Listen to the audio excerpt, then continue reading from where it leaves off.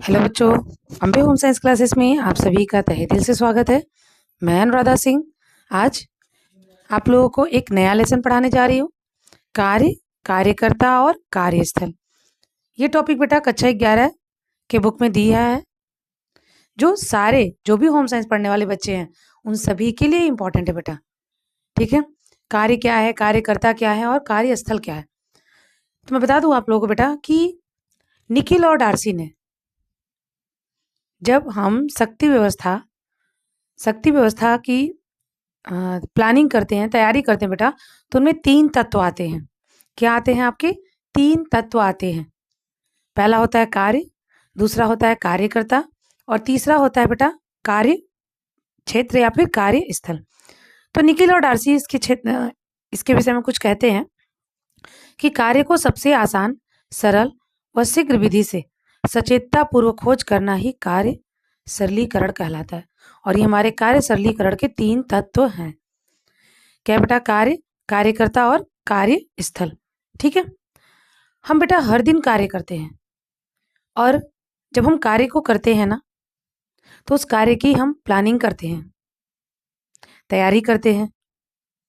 चाहे बच्चे हो, चाहे बड़े हो, चाहे कोई भी हो।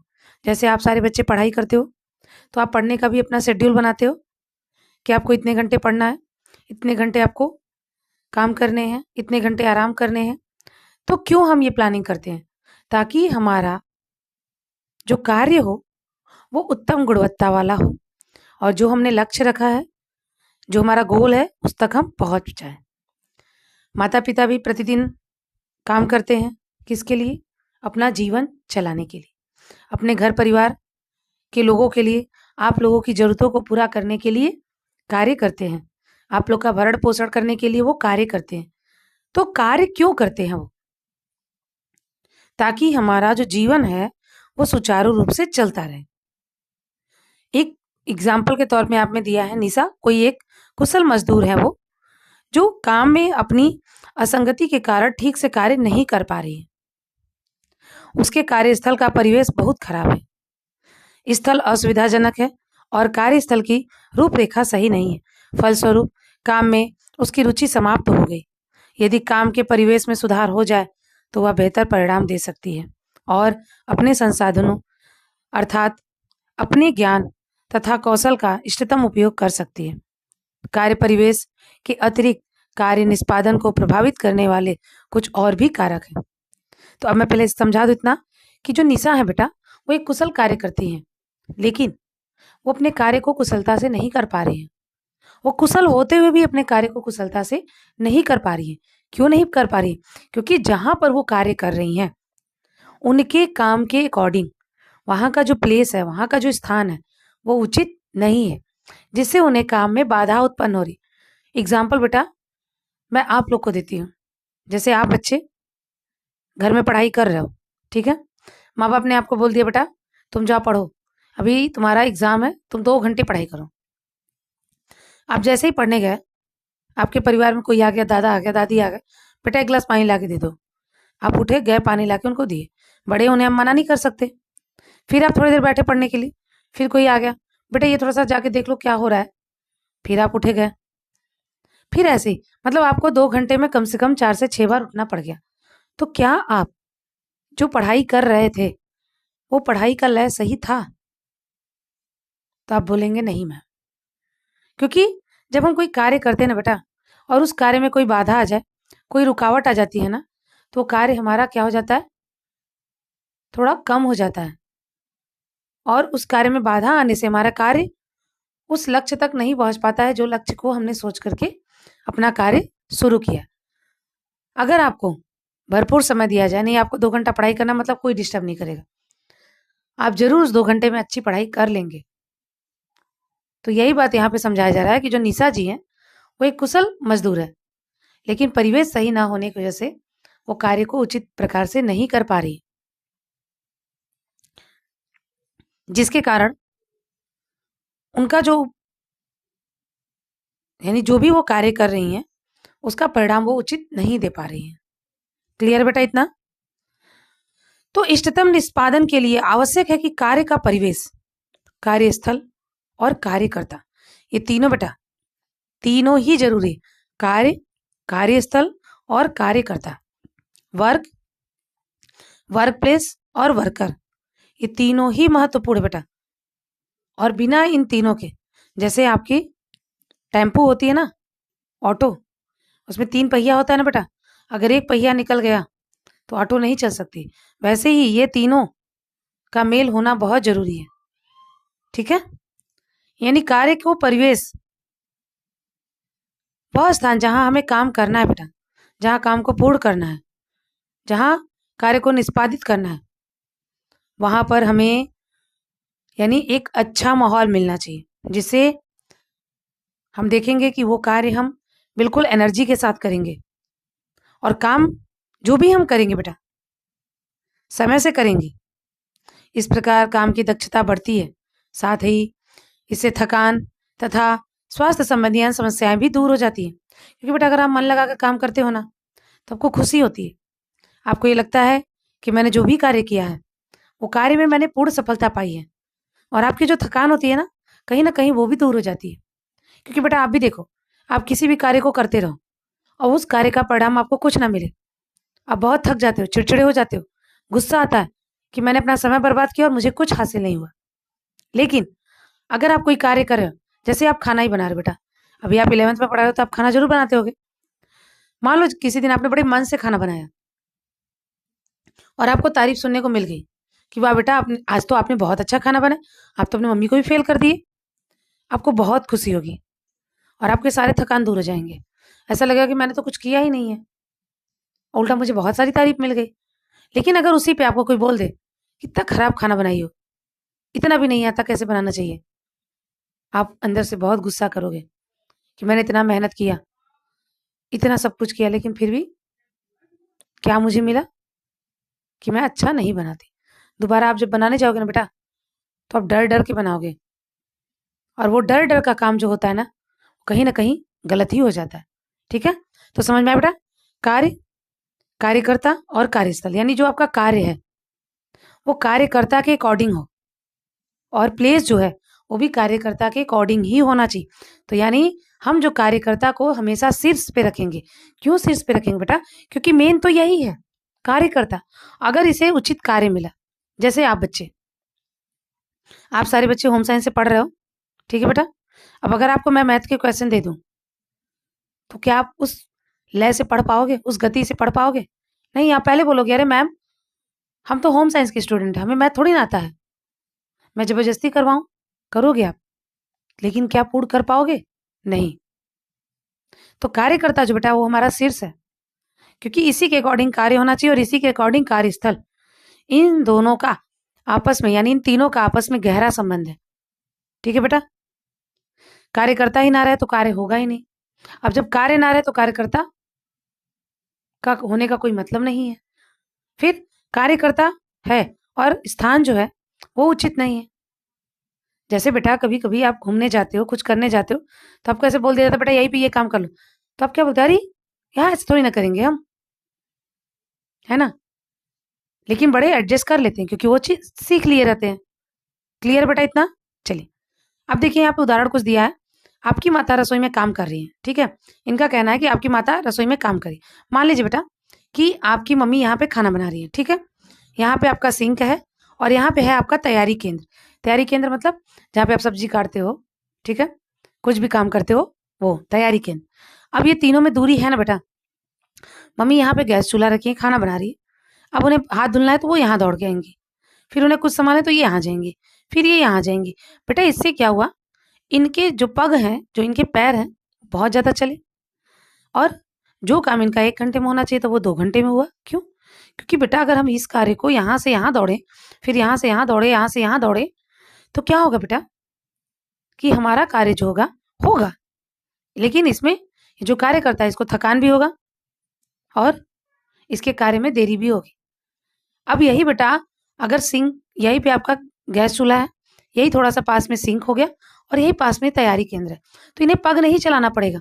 जो यहाँ जा रही है, बार बार यहाँ जा रही है, तो समय जो जा रहा है बेटा वो हमारा बचेगा। तो यानी आपके कार्य के अकॉर्डिंग आपका प्लेस होना चाहिए।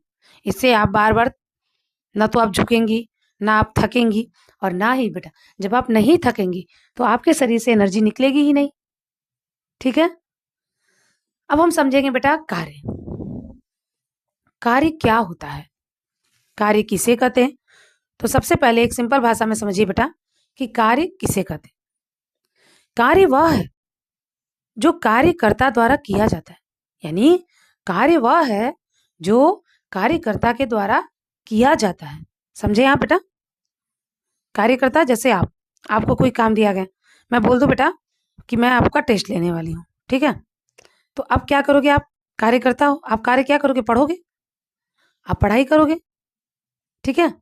तो कार्यकर्ता के द्वारा जो कार्य किया जाता है वही क्या कहलाता है? कार्य। तो कार्यकर्ता कार्यस्थल और प्रयोग में लाए गए उपकरणों और औजारों के बीच अच्छी तरह से सामंजस्य स्थापित करते हैं के लिए कार्य के आशय को समझना अत्यंत आवश्यक है।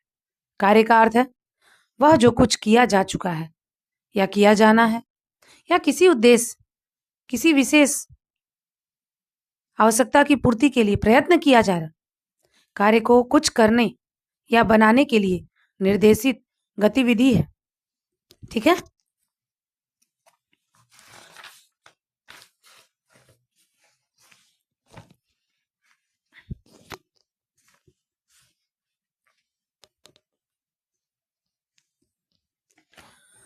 रूप में परिभाषित किया जा सकता है कि किसी भी कार्य को करने या पूरा करने के लिए शारीरिक मानसिक रूप से स्वयं की गतिविधियां संलग्न करना कार्य है। यानी आप कोई भी कार्य करें बेटा तो आप शारीरिक रूप से और मानसिक रूप से भी वहां पर तत्पर रहें। जैसे बेटा आप देखते हो कि जब आप कोई कार्य करते हो लंबे समय तक तो आपको थकान महसूस होता है, फटीग हो जाता है और आपके काम में रुकावट आ जाती है। आप जिस गति से, जिस लय से कार्य करते हो ना, उस लय में, उस गति में परिवर्तन आ जाता है। फिर आपको थोड़ी देर के लिए ब्रेक दे दिया जाए तो वापस से आप उसी स्पीड से अपने कार्य को करना प्रारंभ कर देते हैं। तो कार्य करते करते हमारा शरीर के साथ साथ हमारा दिमाग भी थकता है। आप बेटा जब क्लास करते हो तो आप लोग क्लास करने के बाद एक टीचर के बाद दूसरे टीचर आते हैं, लेकिन कंटिन्यू जब 4 घंटे या 3 घंटे आप कर लेते हो बेटा तो बीच में आपको ब्रेक दिया जाता है। ये ब्रेक क्यों दिया जाता है? ब्रेक आपको क्यों दिया जाता है? ताकि आप थोड़ा सा अपने माइंड को रिलैक्स करो। आप जो कंटिन्यू पढ़ाई कर रहे हो ना बेटा, थोड़ा सा उसमें आराम मिले ताकि वापस से आपका दिमाग फिर से वो कार्य करना शुरू कर दे। ठीक है बेटा? तो यह लक्ष्यों को प्राप्त करने के लिए आधार प्रस्तुत करता है। कार्य का होना तब माना जाता है जब विशेष रूप से कोई व्यक्ति या कोई भी कर्तव्य, काम या कोई गतिविधि निष्पादित करता है, यानी पूर्ण करता है। किसी विद्यार्थी के संदर्भ में कार्य का मुख्य रूप से यही अर्थ है कि ज्ञान प्राप्ति के लिए अध्ययन किया जाए। ज्ञान प्राप्ति के लिए अध्ययन करना विद्यार्थी का कार्य का अर्थ है। आपको लोग बोलते हैं ना, अभी तुम्हारा पढ़ने का काम है, तुम सिर्फ पढ़ाई करो, बाकी तुम्हें किसी भी काम में इन्वॉल्व होने की जरूरत नहीं है। तो क्या है, एक विद्यार्थी का कार्य क्या है? अपनी पढ़ाई पूरी करना। ठीक है, जैसे आपकी मम्मी को लोग बोलते हैं ना, तुम लोग का काम है सिर्फ घर का काम देखो, बाहर क्या करना है वो हम देख लेंगे। यानी हर एक लोग का अपना अपना कार्य निर्धारित होता है और वो उसके अकॉर्डिंग अपना कार्य करते हैं। ठीक है बेटा? कार्य में बहुत से छोटे कार्य या उप कार्य सम्मिलित हैं जो इच्छित या वांछित लक्ष्य को प्राप्त करने में सहायक है। किंतु कार्य तथा उप कार्यों को निर्धारित करने से पूर्व लक्ष्यों के बारे में स्पष्ट होना चाहिए। यदि कार्य या उपकरणों का निर्धारण के पहले लक्ष्य स्पष्ट नहीं है बेटा तो आपके कार्य में क्या होगा? हानि की संभावना बनी रहेगी। यानी अगर आपने कोई भी कार्य प्रारंभ किया, ठीक है, अब जैसे आपको क्लास 12th में बोर्ड का एग्जाम देना है, तो अगर आप बच्चे कक्षा 11 सही तरीके से नहीं पढ़ोगे तो 12 में आपको क्या होगा?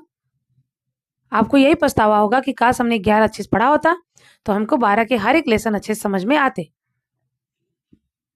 तो आप देखोगे बेटा वहां पर जो आप कार्य कर रहे हो ना, वो कार्य में कहीं ना कहीं गिरावट आ जाएगी, कहीं ना कहीं कमी आ जाती। जैसे अभी भी आप महसूस करते हो, काश हम बचपन से अच्छे से पढ़े होते तो आज हमें सब कुछ आता, काश हम भी ऐसे किए होते तो हमको ये आता। तो ये चीजें क्या है? यानी जब आपको जो कार्य दिया जा रहा है, अगर उस समय पे यानी उचित समय पर उचित कार्य न किया जाए तो आपको आगे चल के जब आप कोई भी कार्य करते हो बेटा, तो आपके लक्ष्य को पाने में आपको थोड़ी सी समस्या का सामना करना पड़ेगा। अब देखिए, निष्पादित कार्य गुणवत्ता होने चाहिए यदि कार्यकर्ता लक्ष्य को ठीक ढंग से समझता हो। यानी अगर आप अपने लक्ष्य को समझते हैं बेटा, आप में से सारे बच्चे पढ़ते हैं, लेकिन क्या सारे बच्चे का कोई ना कोई लक्ष्य है? क्या सारे बच्चों का उद्देश्य है कि मुझे आगे चल के जॉब करना है? नहीं। कुछ बच्चे इसलिए पढ़ रहे हैं क्योंकि उनके माँ बाप की इच्छा है कि बच्चे की शादी होगी नहीं, इसलिए उनको पढ़ाना है। कुछ बच्चे इसलिए पढ़ रहे हैं कि उन्हें बस ये रहे कि हाँ, हम पढ़ रहे हैं, मेरे पास ज्ञान होना चाहिए। लेकिन कुछ इसलिए पढ़ते हैं कि मुझे आगे चल के जॉब करना है अपने माँ बाप के लिए। तो आप देखोगे बेटा, तीनों बच्चों में अंतर दिखता है। जो बच्चे इसलिए पढ़ाई करते हैं कि नहीं, मुझे आगे कुछ करना है, कुछ बनना है, तो वो पढ़ने का तरीका अलग होता है। उनको अपने नंबर से तकलीफ होती है, उनका कोई भी क्लास छूट जाता है तो उससे उनको तकलीफ होती है। लेकिन जिसको इन सब में कोई फर्क नहीं पड़ता बेटा, उन्हें कोई दिक्कत नहीं होता। उन्हें ऐसा लगता है कि हम अपना कार्य कर रहे हैं। अब वो कार्य कितना पूर्ण हुआ उसके बारे में वो जांच नहीं करते हैं। ठीक है। दूसरा दिया है, कार्यकर्ता अपनी व्यक्तिगत संतुष्टि के लिए मानक निर्धारित कर ले। यानी जो कार्यकर्ता है, जैसे आप लोग कार्य कर रहे हो पढ़ाई का, तो आप अपनी संतुष्टि के लिए मानक निर्धारित कर ले कि मुझे दिन भर में इतने घंटे पढ़ना है और मुझे जो भी बोर्ड का एग्जाम मैं दूंगी, मुझे इसमें इतना परसेंटेज लाना है। तो आपने क्या किया? अपना मानक निर्धारित कर लिया। अब जब आपने मानक निर्धारित कर लिया ना बेटा, तो आप उसी के अकॉर्डिंग अपनी पढ़ाई करते हैं। लक्ष्य के अनुसार कार्य आयोजित किया जाता है। आपका क्या लक्ष्य है बेटा, तो आप अपने लक्ष्य के अनुसार ही अपना कार्य निर्धारित करते हो। ऐसा नहीं है बेटा कि आपको पढ़ाई करना है और आप विद्यालय में आकर के खेल रहे हो, घूम रहे हो। आप आए विद्यालय के लिए, चले गए कहीं और घूमने, तो ऐसा नहीं होता है ना। लक्ष्य के अनुसार ही कार्य का आयोजन किया जाता है। फिर भी समय और ध्यान संबंधी आवश्यकताएं जैसे कुछ कारक हैं जिनमें कुछ विशेष कार्यों की पूर्णता प्रभावित होती है। इस प्रकार के कारकों से बचने के लिए कार्य का सरलीकरण आवश्यक है। अब थोड़ा सा मैं बता दूं बेटा आपको कि कार्य सरलीकरण जो है किसने दिया है, तो कार्य सरलीकरण 1940। ठीक है बेटा, आप लोग नोट डाउन कर लीजिएगा। कार्य सरलीकरण जो है बेटा 1940 में बर्डी यूनिवर्सिटी में जारी किया गया था। और किसके द्वारा? मार्विन मुंडेल के द्वारा। किसके द्वारा बेटा? मार्विन मुंडेल के द्वारा। समझ में आया? ये परिवर्तन का भी नियम जो दिया है बेटा, वो मार्विन मुंडेल ने ही दिया है। इन्होंने कार्य सरलीकरण को दो भागों में बांटा। एक तो कार्य यानी जो किया जाता है, दूसरा सरलीकरण यानी जो आसानी से करे। बेटा क्या किया है इन्होंने? कार्य सरलीकरण को दो बार, एक तो कार्य हो गया, यहाँ पे क्या दिया है आपको बेटा? कार्य का सरलीकरण। तो एक तो आपका कार्य हो गया, जो आप कार्य कर रहे हो। सरलीकरण मतलब क्या होता है कि कार्य को ऐसे करो जो कार्य आपका आसानी से हो जाए। तो कार्य करने की सबसे यानी कार्य करने की जो विधि में समय शक्ति की बचत करे, वही कार्य हमारा सबसे अच्छा और सबसे आसान विधि का होता है। ठीक है बेटा। कार्य सरलीकरण का मतलब क्या है? कार्य को आसान तरीके से या सरल तरीके से पूर्ण करना। और ये कार्य सरलीकरण पत्रिका सबसे पहले कहाँ जारी हुई थी बेटा? तो 1940 में बर्ड्यू, ठीक है, सॉरी ब नहीं है, पर्ड्यू यूनिवर्सिटी, किसके द्वारा जारी किया गया था? Marvin Mundell. ठीक है बेटा। और ये किसके लिए किया गया था, ये भी थोड़ा सा आप जानो, ये किसके लिए किया गया था? अमेरिका में जो हार्ट एसोसिएशन ने क्या किया, सबसे पहले जो अपंग महिलाएं थी वो कार्य नहीं कर पा रही थी, उन अपंग महिलाओं के लिए ही ये कार्य सरलीकरण लाया गया था। आइसलैंड किचन, उस आइसलैंड किचन में क्या होता है बेटा? बीच में ही पूरा आप देखोगे तो वो सर्कल में ऐसे घूमता रहता है, पूरे खाने बने रहते हैं, उसी पे उनको सारी सामग्री मिल जाती है। यानी उन्हें कहीं चलने की जरूरत नहीं है, वो सिर्फ बटन के द्वारा घूमता रहता है और वो अपने कार्य करती रहती है। तो जो शारीरिक विकलांग थी, उन महिलाओं के लिए कार्य सरलीकरण का आयोजन किया गया था। और किसके द्वारा बेटा? Marvin Mundell. तो कार्य व्यवस्था आपके कितने हैं बेटा? 3 तत्व हैं। एक वर्क, वर्कर और वर्क एरिया या फिर वर्क प्लेस, यानी कार्य, कार्यकर्ता और कार्य क्षेत्र। कब आया था बेटा? मार्विन मुंडेल के द्वारा 1940 में। अब देखिए बेटा, जो मार्विन मुंडेल थे ना, उन्होंने कार्य को 3 भागों में बांटा था। ठीक है, जो आपके कैसे उनका 3 उत्पाद का नियम था। हाथ व शरीर की गति में परिवर्तन, दूसरा कार्यक्षेत्र, उपकरण एवं संग्रहीकरण में परिवर्तन, तीसरा था उत्पाद में परिवर्तन। लेकिन इसी को संशोधित करके 5 भागों में कर दिया गया। ठीक है बेटा, यानी सॉरी मैंने क्या बताया, जो मार्विन मुंडेल थे उन्होंने 5 भाग में बताया था, लेकिन उसी को ग्रास एवं कैंडल ने 3 भागों में बांट दिया। ठीक है, यानी उत्पाद का जो नियम था उन्होंने 5 बताए थे, लेकिन ग्रास एवं कैंडल ने उसको क्या कर दिया, 3 कर दिया। तो देखिए बेटा, अब अगर समय और शक्ति दोनों का प्रबंधन, यानी हमें टाइम और एनर्जी जब दोनों का मैनेजमेंट हम करते हैं बेटा, तो इससे हमारा कार्य तेज गति से होता है और कार्य में हमारे समय की और शक्ति की बचत होती है, जिससे हमें थकान कम होता है, हमारा कार्य जल्दी होता है। एग्जाम्पल, आप जब सिलबट्टे पे मसाला पीसते हो और मिक्सर में मसाला पीसते हो, आपको दोनों में अंतर दिखा बेटा। हम आधुनिक उपकरणों का प्रयोग करके अपने कार्य को क्या करते हैं, सरल बनाते हैं।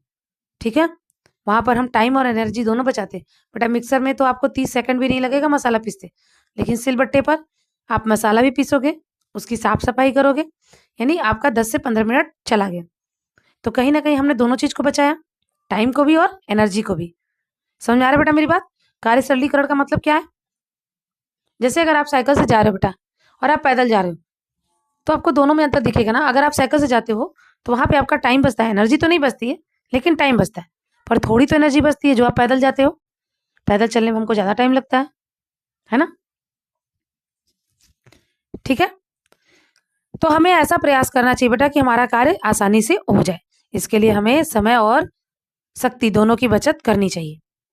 किसी विशेष काम को करने के लिए कम से कम समय तथा शक्ति व्यय हो, इस उद्देश्य की प्राप्ति के लिए कार्य को करने की सबसे उत्तम और सरल विधि जानने की आवश्यकता है।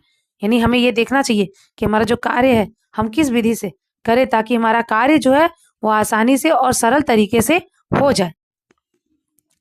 कार्य के सरलीकरण को इस प्रकार परिभाषित किया जाता है, जैसे निर्धारित समय तथा शक्ति में अधिक कार्य निष्पादित करना और व्यवस्थित ढंग से कार्य करना, जिससे कम से कम समय तथा शक्ति व्यय हो। समझ में आया बेटा आपको? अतः गतिविधि को सरल और अधिक रुचिकर बनाना आवश्यक होता है। यदि गतिविधि व्यक्ति की पसंद की है तो उसमें संलग्न हो जाते हैं, और अगर वो उनके मन पसंद की नहीं है तो वो संलग्न नहीं होते, वहां पर वो अपनी कुशलता नहीं दिखाते। आपको जो भी कार्य दिया जाए बेटा, अगर आपको उस कार्य में मन लगता है तो आप क्या करेंगे, उस कार्य को उत्तम तरीके से करने की कोशिश करेंगे, और इस तरीके से आप करेंगे कि आपका जो कार्य है वो अच्छा हो।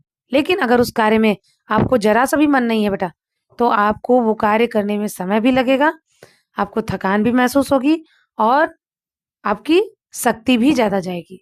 ठीक, अब देखिए बेटा, हमने कार्य देख लिया, कार्यकर्ता देख लिए, सॉरी कार्य देखा, अब हम दूसरा देखेंगे कार्यकर्ता। ये कार्यकर्ता कौन है, वर्कर कौन है? हम और आप, जो भी कार्य को करता है। ठीक है बेटा, तो ये कार्यकर्ता कौन होता है? यानी कोई भी व्यक्ति बेटा हो सकता है, वो कोई गृहिणी हो सकती है, कोई विद्यार्थी हो सकता है। जब वो अपने कार्य को सरल तरीके से करे, इसके साथ शरीर का संचालन का भी ज्ञान हो, तो उसके कार्य आसानी से हो सकते हैं। अब शरीर की गति का काम कैसे बेटा? जैसे कोई काम हम झुक के करते हैं, कोई बैठ के करते हैं, कोई खड़े होके करते हैं, तो ये गति का भी हमें पता होना चाहिए, तभी हमारा कार्य जो है सही तरीके से हो पाएगा। तो कार्यकर्ता उस व्यक्ति को कहते हैं बेटा जो उत्पाद के परिणाम को प्राप्त करने के लिए किसी विशिष्ट काम या गतिविधि को ठीक ढंग से पूर्ण या समाप्त करता है। दूसरे शब्दों में भी दिया है बेटा, किसी भी कार्य को निष्पादित करने वाले व्यक्ति को कार्यकर्ता कहते हैं। यानी कोई भी कार्य जो व्यक्ति करता है उसको करता नहीं है, उसको पूर्ण करता है, उसी को हम कार्यकर्ता कहते हैं। जैसे एक विद्यार्थी को अपना विद्यालय में काम क्या है, पढ़ाई करना। एक गृहिणी को घर में क्या काम है, घर की साफ सफाई करना। किसी भी व्यक्ति द्वारा किया गया कार्य, उसके पहलू देखिए। कुछ हम देखेंगे कि आपके कार्य पर आपके शरीर का कौन कौन सा भाग प्रभावित होता है। तो सबसे पहले हम देखेंगे बेटा शारीरिक कार्य करता है। जब कोई भी कार्य करता है बेटा तो शारीरिक रूप से करता है, यानी उसको निष्पादित करने के लिए उसको अपने शरीर के द्वारा उस कार्य को करना पड़ता है। उसके शरीर कार्य में मानव ऊर्जा, शारीरिक गतिविधि और वृद्धि सम्मिलित होती है। ऊर्जा क्या होता है बेटा? एनर्जी क्या होता है? तो शारीरिक श्रम करने और जीने के लिए हमें जिस शक्ति की आवश्यकता होती है उसे ही हम क्या बोलते हैं? ऊर्जा। ऊर्जा की मापक इकाई क्या है बेटा? कैलोरी। ठीक है। तो मानव शरीर यह ऊर्जा भोजन के रूप में खाए जाने वाले भोज्य पदार्थ से प्राप्त होता है। यानी जो आप भोजन ग्रहण करते हो उसमें से कौन सा कार्बोहाइड्रेट, वो क्या करता है बेटा? आपको ऊर्जा प्रदान करता है, और उसी ऊर्जा के द्वारा आप अपने किसी भी कार्य को करते हैं। आप देखते हो बेटा जब आपको भूख लग जाती है तो आपको कार्य करने में तकलीफ होती है। आपकी जैसे ही चौथी बेल स्टार्ट होती होगी, आप बच्चों को भूख लग जाती है, फिर दिमाग आपका पढ़ाई में नहीं लगता। अगर मान लो बाई चांस आपको चौथी घंटे के बाद लंच ना दिया जाए, पांचवी घंटे के बाद दिया जाए, तो आपका पांचवी घंटे में पढ़ने में बिल्कुल भी मन नहीं लगेगा, क्योंकि आपका माइंड बिल्कुल सेट हो जाता है कि नहीं अब हमारा खाने का टाइम हो गया, हमें भूख लगी है। ठीक है। तो भोजन के द्वारा हमें क्या मिलता है बेटा? ऊर्जा। हमारे भोजन में उपस्थित पौष्टिक तत्वों कोशिकाओं को ज्वलन क्रिया यानी ऑक्सीकरण के फलस्वरूप ऊर्जा बनाती है। ठीक है बेटा। कितना? 38 एटीपी ऊर्जा से 38 एटीपी जब रहता है बेटा तो हमें क्या मिलता है? ऊर्जा। जो शरीर को ऊर्जा उष्मा देती है यह ऊर्जा कार्बोहाइड्रेट, वसा और प्रोटीन। बेटा कार्बोहाइड्रेट से उत्तम क्वालिटी का हमें ऊर्जा मिलता है, वसा से भी मिलता है और प्रोटीन से भी, लेकिन सबसे अच्छा होता है बेटा कार्बोहाइड्रेट। ये हमें कितना ऊर्जा देता है? 4.2 किलो कैलोरी। वसा हमें कितना देता है बेटा? 9.2 किलो कैलोरी। और प्रोटीन कितना देता है? 4.2 किलो कैलोरी। ठीक है बेटा।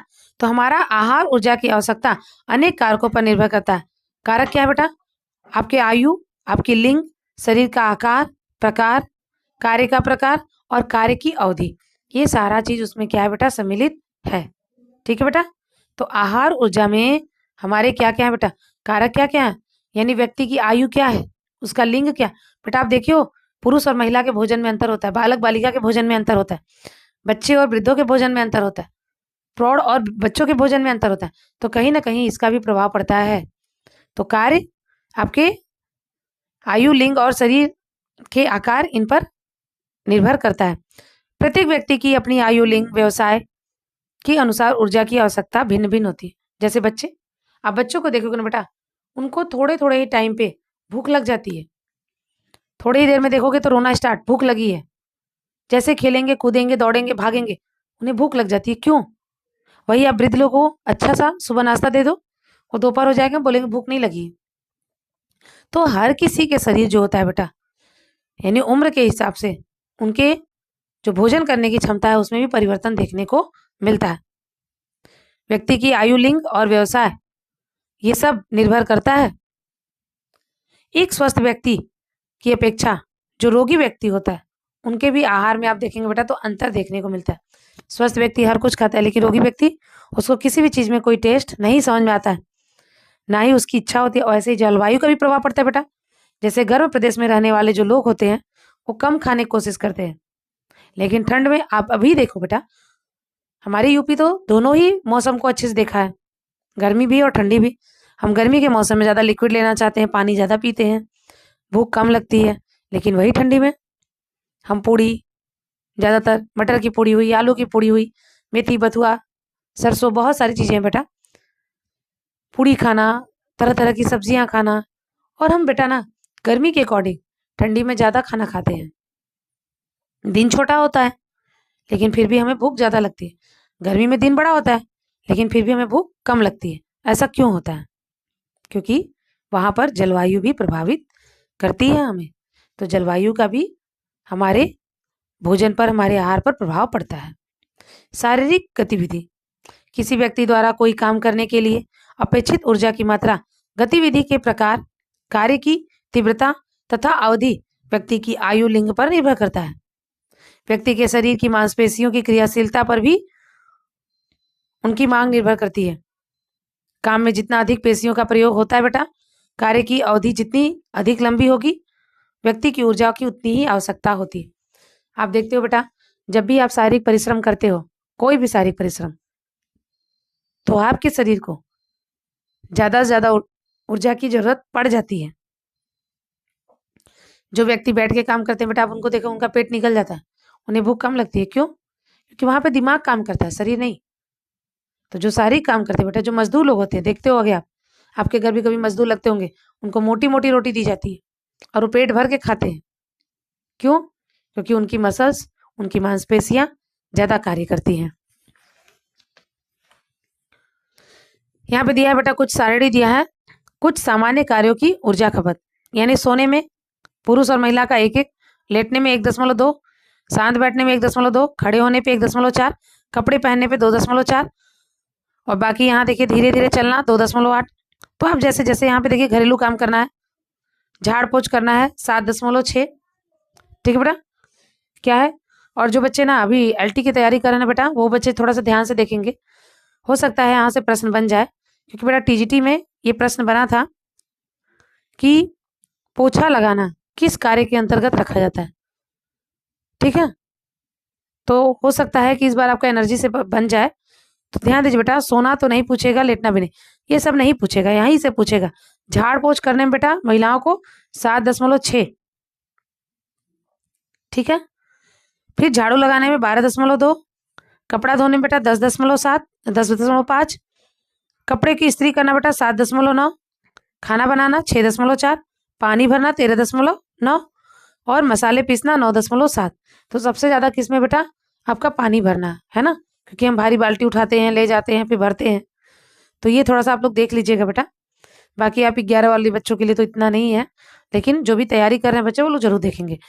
स्रोत कौन है बेटा? वर्गीज, MS अंतरे, भटनागर, ए और चटर्जी। इन्होंने 1989 में एर्गोनॉमिक्स इन द होम, फिर DRS रिपोर्ट, SNDT महिला विश्वविद्यालय मुंबई, यानी इनके द्वारा ये पूरा डाटा निकाला गया है। अब बेटा वृद्धि अवस्था का शारीरिक वृद्धि में गहरा संबंध है, इन्हें एक दूसरे से अलग नहीं किया जा सकता। जैसे जैसे आयु बढ़ती है बेटा, शारीरिक वृद्धि भी घटती और बढ़ती रहती है। शैशवावस्था, बाल्यावस्था, किशोरावस्था, वृद्धावस्था में आप देखोगे बेटा, तो हर उम्र के लोगों का कार्य करने की क्षमता जो होती है वो अलग होती है। जन्म से लेकर 1 वर्ष तक के शिशु का वजन 3 से 3.5 किग्रा से बढ़कर के 9 से 10। बेटा हम जानते हैं जब बच्चे जन्म लेते हैं तो 2.5 kg उनका मिनिमम, अगर 2.5 से कम है तो वो अंडरवेट हो गए। 2.5 से ज्यादा, अगर मान लीजिए बच्चा 3 किलो का जन्म लिया है बेटा, तो अपने यानी 6वें महीने में वो 2 गुना 6 किलो का हो जाएगा, और अपना पहला जन्मदिन पूरा करते करते वो 3 गुना हो जाता है। तो यही इसीलिए बेटा यहाँ पे क्या दिया है, क्या होता है 3 तिरिक 9, अगर 3.5 है तो 10, तो यानी 9 से 10 किलो का वो हो जाता है 1 वर्ष में, जिससे शिशु की अवस्था में लगभग 3 गुना की वृद्धि हो जाती। किशोरावस्था में भी उनके शरीर में अनेक भौतिक रासायनिक परिवर्तन तीव्रता से होते हैं, जैसे अस्थियों का विकास, हार्मोन्स का निर्माण, नए तंतुओं और कोशिकाओं का निर्माण, यौन परिवर्तन। इसके अतिरिक्त किशोर एवं किशोरी अत्यधिक क्रियाशील होते हैं, जिस कारण उन्हें अत्यधिक ऊर्जा की आवश्यकता होती है। ठीक है बेटा, अब है संज्ञानात्मक। अभी से मैं बेटा आप लोग को नेक्स्ट क्लास में पढ़ाऊंगी। अभी आप लोग को इतना समझ में आया? आप कोई बच्चे कमेंट नहीं करते हो बेटा, एक बार कमेंट किया करो कि हाँ मैम समझ में आ रहा है, नहीं आ रहा। कुछ बच्चे हैं जो कमेंट करते हैं लेकिन कुछ नहीं करते हैं। तो प्लीज बेटा आप लोग से रिक्वेस्ट है, क्या मेरा पढ़ाया हुआ चीज आप लोग को समझ में आ रहा है? क्योंकि बेटा आप मेरे सामने नहीं हो, मैं आपसे आपकी समस्या नहीं पूछ सकती। आप जो मुझे कमेंट करोगे उससे ही मैं जानूंगी कि हाँ मेरे बच्चों को मेरी बातें कितनी समझ में आ रही है। ठीक है बेटा, तो आज के लिए बस इतना ही। नेक्स्ट वीडियो में मैं आपको इसके आगे का क्लास दूंगी। तो आज के लिए बस आप सभी यहाँ आए बेटा, इसके लिए बहुत बहुत धन्यवाद।